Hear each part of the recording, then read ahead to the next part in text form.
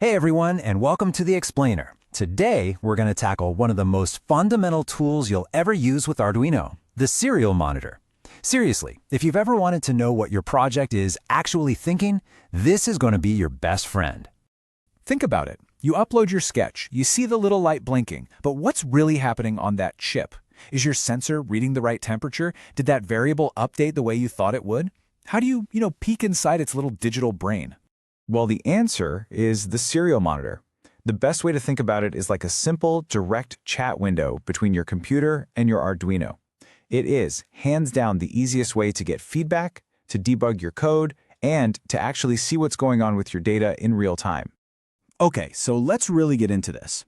To actually use the monitor, we first got to understand how this conversation between the computer and the Arduino even happens.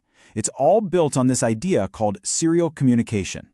So, at its heart, serial communication is just sending data one single bit at a time, right down the line. That USB cable you've got plugged in, that's the superhighway for this two-way chat, and they both speak a common language, or protocol, so they can understand each other. Now here's the really cool part. This isn't just some abstract software thing. It's physical. On your Arduino, pins 0 and 1 are special. Pin 1, the TX pin, is the mouth. It's what sends data out. And pin 0, the RX pin, is the ear. It listens for anything coming in. This is the actual hardware that makes it all possible. All right, that's enough theory. Let's get our hands dirty and actually make this happen.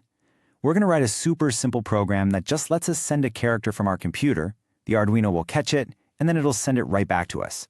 Let's check out the code. First things first, we have to open up the communication line. We do this in void setup because, it only needs to happen one time when the board starts up. The command is Serial.begin, and that basically tells the Arduino, hey, get ready to talk. But what's that 9600 number all about? This is what's known as the baud rate. It's really just a fancy term for how fast they're talking to each other, measured in bits per second. Now here's the key, and I mean this is absolutely crucial. Your serial monitor on your computer and your Arduino code have to be set to the exact same speed, or all you'll get is gibberish. 9600 is a super common standard, so it's a great place to start. Okay, next up, we need a place to store whatever character comes in from the computer, so we'll create a variable. Since we're just sending single letters, like H or A, we can use the char data type, and we'll just call our variable val. Simple enough. And here comes the action. The command serial read does exactly what you think. It reaches out and grabs the next character that's waiting in line to be read. We then take that character and we pop it right into our val variable for safekeeping.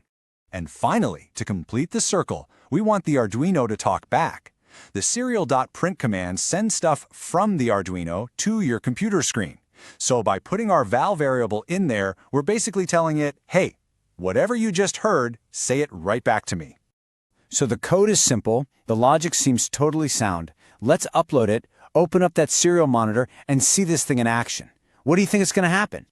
Uh-oh. Okay. That's probably not what you were expecting to see.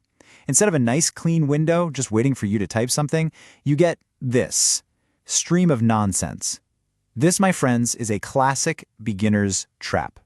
So what you're seeing here is probably a bunch of question marks, or maybe weird symbols, just flying by. This is what we call garbage data. Our Arduino is definitely printing something, but it's not what we sent, mostly because we haven't sent anything yet. So what gives? Why is this happening? Well, the problem is that our code is a little too eager. The loop function, remember, runs over and over again thousands of times a second. And every single time it tries to serial.read. But if we haven't typed anything, there's nothing there to read. So it just grabs whatever, random electrical noise, and tries to print that. And the result is garbage. But don't worry. Luckily, the fix for this is really simple and honestly pretty elegant. We don't have to rewrite our logic. We just need to add a little checkpoint. We need to make our code just a little bit smarter. So here's the big idea. We should only tell the Arduino to read and print something if there's actually something there waiting to be read. You wouldn't check the mailbox 1,000 times a second, right? You wait till the mail has actually arrived.